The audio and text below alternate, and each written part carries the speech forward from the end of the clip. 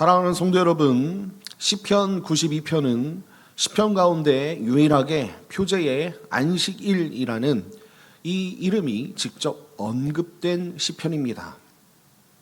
안식일의 찬송시, 곧 안식일에 성전에서 불려졌던 노래인 것입니다. 그런데 흥미롭게도 이 시편의 본문 어디에도 안식일에 대한 직접적인 설명은 없습니다. 대신 시편 기자는 처음부터 끝까지 하나님을 찬양하고 하나님의 일하심을 노래하고 하나님 안에 뿌리 내린 의인의 삶을 노래하고 있습니다. 이것이 안식일의 참된 의미입니다. 안식일은 단순히 쉬는 날이 아니라 하나님의 창조 질서를 기억하며 그분의 통치 아래 거하는 시간입니다. 오늘 본문은요, 세 가지를 우리에게 보여주고 있습니다. 하나님을 찬양함이 왜 선한 것인지, 악인의 형통함에 앞에서 우리가 무엇을 보아야 하는지, 그리고 하나님 안에 심긴 의인의 삶이 어떤 열매를 맺는지를 보여주고 있습니다. 자, 그렇다면 시인은 안식일의 자리에서 무엇을 선포하고 있는가라는 것이지요. 자, 첫 번째는 이것입니다. 첫 번째는요, 여호와께 감사하며 찬양함이 선하다고 고백하고 있습니다. 자, 1절부터 3절을 제가 읽어보겠습니다. 지존자여 십현금과 비파와 수금으로 여호와께 감사하며 주의 이름을 찬양하고 아침마다 주의 인자하심을 알리며 밤마다 주의 성실하심을 베품이 좋으니이다. 아멘. 시편 기자는 여호와께 감사하며 주의 이름을 찬양하는 것이 좋다고 지금 선포하고 있습니다. 여기서 좋다라는 이 히브리어는요, 토브로 되어 있습니다. 이 단어는 창세기 1장에서요, 하나님이 만드신 세계를 보시고 보시기에 좋았더라라고 하실 때 사용된 바로 그 단어입니다. 창조의 순간에 선포된 이 토브는요, 모든 피조물이 자신의 자리를 찾고 그리고 본래의 목적대로 존재하며 아름다운 질서 속에 놓인 상태, 그 상태를 토브, 좋다라고 표현한다는 것입니다. 오늘 시편 기자는 안식일의 노래 첫머리에 이 단어를 선언한 것은요, 하나님을 찬양하는 행위가 피조물로서 가장 본래적인 자리, 가장 아름다운 질서 안에 있는 것임을 고백하는 것입니다. 자, 이어서 4절과 5절을 보면 이렇게 말씀하고 있어요.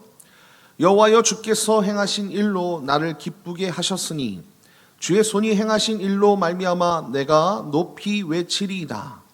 여호와여 주께서 행하신 일이 어찌 그리 크신지요.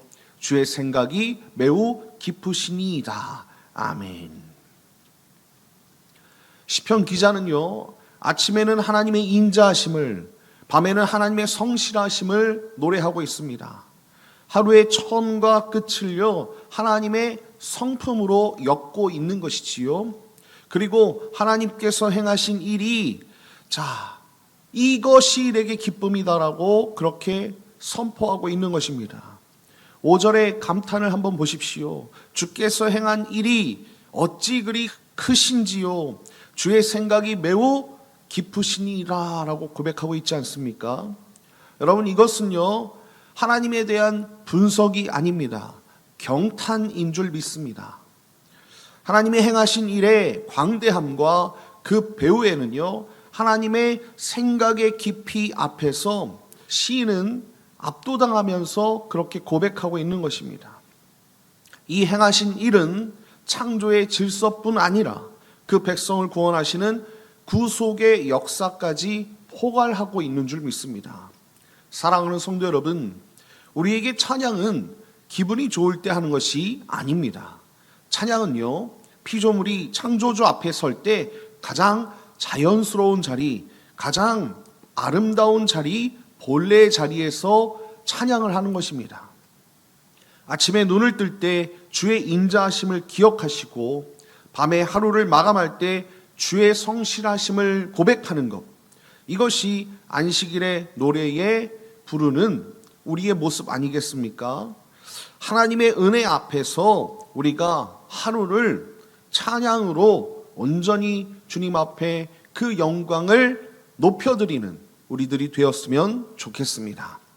자, 그렇다면 하나님의 깊은 생각을 알지 못하는 자들은 어떻게 되는가? 오늘 본문은 우리에게 이렇게 말씀하고 있습니다. 두 번째입니다. 악인은 풀같이 사라지지만 여호와는 영원토록 지존하십니다 라고 말씀하고 있습니다. 자, 6절부터 8절을 읽어보겠습니다. 어리석은 자도 알지 못하며 무지한 자도 이를 깨닫지 못하나이다. 악인들은 풀같이 자라고 악을 행하는 자들은 다 흥황할지라도 영원히 멸망하리이다. 여호와여 주는 영원토록 지존하시니이다. 아멘. 자, 6절에서 어리석은 자로 번역된 이 히브리어 바아르는요, 지적 능력이 부족하다는 그런 뜻이 아닙니다. 이 단어의 어원은 짐승, 가축으로 되어 있습니다. 짐승은 눈앞에 풀과 물만 볼 뿐 그것을 존재하게 하신 창조주의 손길은 보지 못하지요.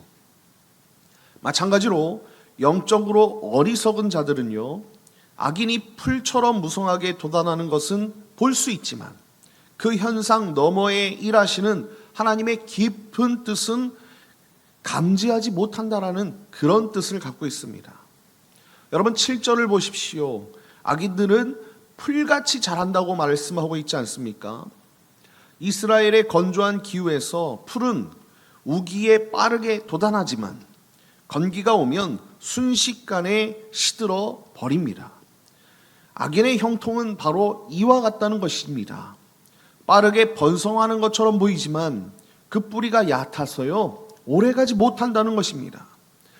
그런데 8절에 결정적인 이 말씀이 있어요. 여호와여 주는 영원토록 지존하시니이다 라고 고백한다는 것입니다.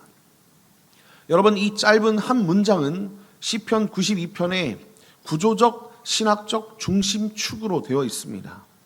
7절에는 풀같이 돋아나는 악인의 현실이 있고 9절에는 그들에게 임하는 심판이 있습니다. 그 한가운데 시인은요, 뭐라고 얘기합니까? 오직 주는 영원토록 지존하시니이다 라고 그렇게 선포하면서 쐐기처럼 박아 넣는 거예요. 그 중심에 이 고백을 한다는 것입니다. 불처럼 돋아나는 악인들 때문에 세상이 소란스러울 때 우리의 시선은 그들의 형통에 고정되기가 쉽지요. 그러나 시편 기자는 그 모든 혼돈의 한가운데 어디에 계시는 거예요? 오직 한 분 하나님을 지목하며 하나님께서 영원토록 지존하십니다라고 고백한다는 것입니다. 세상이 아무리 흔들려도 하나님만큼은 영원히 가장 높은 곳에 좌정해 계신다는 것을 선포하고 있는 것입니다. 자, 이어서 10절과 11절을 보면 이렇게 고백하고 있어요. 그러나 주께서 내 뿔을 들소의 뿔같이 높이셨으며 내게 신선한 기름을 부으셨나이다. 내 원수들이 보응받는 것을 내 눈으로 보며 일어나 나를 치는 행악자들이 보응받는 것을 내 귀로 들었도다 라고 말씀하고 있습니다. 하나님은 영원히 지존하실 뿐만이 아니라 당신의 백성을 친히 일으켜 세우시는 것을 오늘 말씀을 통해 볼 수 있습니다. 뿔을 들소의 뿔같이 높이셨다라는 이 말씀은요, 억눌린 자에게 힘과 영예를 회복시켜 주시는 그 하나님의 구원을 상징하는 것입니다. 신선한 기름을 부으셨다고 표현하고 있지 않습니까? 여기서 신선한이라고 번역된 히브리어는요, 라난이라고 되어 있습니다. 풀은 싱싱한 그리고 생명력으로 가득 찬이라는 뜻입니다. 여러분, 이 기름 부음은 과거에 한번 일어난 사건이 아니라 마치 사시사철 푸른 나무처럼 매일 새롭게 공급되는 하나님의 현재적이고 역동적인 생명력이라는 거예요. 사랑하는 성도 여러분, 세상을 보면 하나님 없이 사는 사람들이 더 잘 되는 것처럼 보일 때가 너무나도 많지요. 성실하게 믿음을 지키는 내 삶은 아무런 열매가 없는 것처럼 느껴질 때가 있다는 것입니다. 그러나 오늘 말씀은 분명히 선포하고 있습니다. 악인의 형통은 풀과 같아서 잠깐이지만 하나님은 영원토록 지존하시며 그분의 백성에게 신선한 기름, 새로운 생명력을 끊임없이 은혜 가운데 부어 주신다는 것입니다. 눈앞의 결과에 마음을 뺏기지 마십시오. 영원히 지존하신 하나님만 바라보시길 예수님의 이름으로 축원드립니다. 생명의 능력 안에서 우리의 시선이요 세상의 형통이 아닌 하나님의 영원한 주권과 그 영원한 생명력 위에 굳건히 세워지길 예수님의 이름으로 간절히 축원드립니다. 영원히 지존하신 하나님 안에 뿌리 내린 의인의 삶은 그렇다면 어떠한 삶으로 표현되어 있는가? 오늘 말씀은 이렇게 얘기합니다. 의인은 늙어도 열매를 맺으며 하나님의 의로우심을 선포합니다 라고 이야기한다는 것입니다. 12절과 13절을 보면 이렇게 말씀하고 있어요. 의인은 종려나무같이 번성하며 레바논의 백향목같이 성장하리로다. 이는 여호와의 집에 심겼으며 우리 하나님의 뜰 안에서 번성하리로다 라고 말씀하고 있다는 것입니다. 시편 기자는 의인의 삶을 두 그루의 나무에 비유하고 있습니다. 종려나무는 메마른 사막에서도 꺾이지 않고요, 곱고 높게 자라며 풍성한 열매를 맺는 나무입니다. 백향목은 수천 년의 장수와 단단함을 자랑하고 있고 또 성전 건축에 사용될 만큼 아주 견고하고 영속적인 그런 나무입니다. 7절에서 악인이 풀에 비유된 것과 아주 극명하게 대조되고 있지 않습니까? 풀은 빨리 자라지만 금세 시들고 나무는 천천히 자라지만 깊이 뿌리 내려서 오랫도록 서 있는 것입니다. 그런데 더 중요한 것은요, 이 나무가 심겨진 장소라는 거예요. 13절을 보면 이렇게 말씀하고 있지 않습니까? 이는 여호와의 집에 심겼으며 우리 하나님의 뜰 안에서 번성하리로다 라고 말씀하고 있다는 것입니다. 여러분, 의인이 번성하는 이유는 자신의 능력이나 노력 때문이 아니라는 거예요. 여호와의 집에 심겼기 때문에 그렇게 번성할 수 있는 것입니다. 여러분, 이것은 시편 1편에서 시냇가에 심은 나무가 철을 따라 열매를 맺는 것과 같은 원리 아니겠습니까? 나무의 생명력은요, 나무 자체에 있는 것이 아니라 나무를 심으시고 물을 공급하시는 하나님께 있다는 것입니다. 자, 14절과 15절을 보면 이렇게 말씀하고 있습니다. 그는 늙어도 여전히 결실하며 진액이 풍족하고 빛이 청청하니 여호와의 정직하심과 나의 바위 되심과 그에게는 불의가 없음이 선포되리로다. 아멘. 여러분, 14절에 아주 놀라운 선언이 있지 않습니까? 늙어도 여전히 결실을 하며 진액이 풍족하고 그리고 빛이 청청하다라고 말씀하고 있어요. 여러분, 여기서 늙어도라고 번역된 히브리어 세바는요, 머리가 희끗희끗해지는 백발의 시간, 곧 노년을 뜻합니다. 세상은 이 시간을 우리의 힘이 빠지는 시간이라고 이야기하죠. 그러나 하나님의 뜰 안에 심긴 의인에게는요, 이 시간이 오히려 생명력이 가장 깊어지고 가장 풍성한 열매를 맺는 그런 때라는 것입니다. 진액이 마르지 않고 빛이 여전히 푸르다는 거예요. 그리고 15절에서 이 모든 것의 목적이 드러나지요. 의인이 늙어도 열매를 맺는 것은 자신을 위한 것이 아닙니다. 여호와의 정직하심과 나의 바위 되심과 그에게는 불의가 없음이 선포되는 것입니다. 의인의 삶 자체가 하나님의 의로우심과 신실하심을 세상에 드러내는 증거가 된다는 것입니다. 그렇습니다. 사랑하는 성도 여러분, 세상은요, 나이가 들면 쓸모가 줄어든다고 말합니다. 빠른 성과와 눈에 보이는 결과만을 가치 있게 여기는 세상이에요. 그러나 하나님의 뜰에 심긴 성도의 삶은 세상의 법칙에 따르지 않습니다. 겉사람은 낡아가더라도 속사람은 날마다 새로워지는 것이에요. 세월이 흘러도 시들지 않는 하나님의 생명력이 우리 안에 공급되는 줄 믿습니다. 여러분, 이 생명력은 우리의 의지에서 나오는 것이 아닙니다. 여호와의 집에 심겨진 은혜, 하나님이 친히 심으시고 친히 물을 주시고 친히 자라게 하시는 그 은혜에서 흘러나온다는 거예요.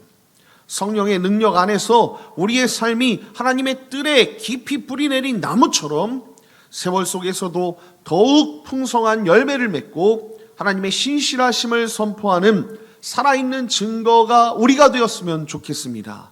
이 은혜가 저와 여러분에게 가득 넘치길 예수님의 이름으로 축원드립니다. 결론입니다. 이재왕 형제라는 분이 있습니다. 어린 시절부터 선천적 근육병을 앓았습니다. 어머니가 업어서 키웠고 학교도 제대로 다니지 못했습니다. 의사는 20살을 넘기 어렵다라고 진단을 했어요. 가장 힘들었던 시기는 20대였습니다. 무기력감과 절망감뿐이었고 죽고 싶은 마음이 컸습니다. 그런데 하루는 성경을 보다가 한 말씀이 눈에 들어왔습니다. 내가 여호와의 명령을 전하노라. 여호와께서 내게 이르시되 너는 내 아들이라. 오늘 내가 너를 낳았도다. 시편 2장 7절의 말씀입니다. 성령님이 임하셔서 말씀에 대한 깨달음과 감동이 이 형제에게 밀려왔어요. 하나님이 그리고 이 형제에게 이렇게 말씀하십니다. 제왕아, 내가 너를 낳았다. 너는 내 아들이라. 너는 매우 특별한 존재다. 그날 이 이재황 형제가 이런 가사를 썼습니다. 힘들고 지쳐 낭망하고 넘어져 일어날 힘 전혀 없을 때 조용히 다가와 손잡아 주시며 나에게 말씀하시네. 너는 내 아들이라. 오늘날 내가 너를 낳았도다. 너는 내 아들이라. 나의 사랑하는 내 아들이라. 여러분들 잘 아시는 찬양이죠. 이재왕 형제는요, 20살을 넘기기 어렵다는 진단 속에서도 하나님의 은혜 가운데 버텼고 500여 편의 찬양시를 남긴 뒤 1994년 33세 나이로 하나님의 부르심을 받았습니다. 세상의 눈으로 보면 이재왕 형제의 삶은 풀보다도 연약한 삶이었습니다. 그러나 하나님의 뜰에 심겨진 그 삶은 늙어도, 아니 병들어도 여전히 결실하며 진액이 풍족하고 빛이 청청한 종려나무와 같은 삶이었습니다. 여러분, 우리도 마찬가지입니다. 우리의 삶이 잠깐 돋아났다 시드는 풀이 아니라 여호와의 뜰에 깊이 심겨져서 세월이 흘러도 시들지 않고 하나님의 신실하심을 증거하는 한 그루의 나무가 되었으면 좋겠습니다. 하나님이 심으신 나무는 결코 시들지 않습니다. 오늘도 여호와의 뜰에 심긴 나무처럼 믿음으로 살아가시길 예수 그리스도의 이름으로 간절히 축원드립니다.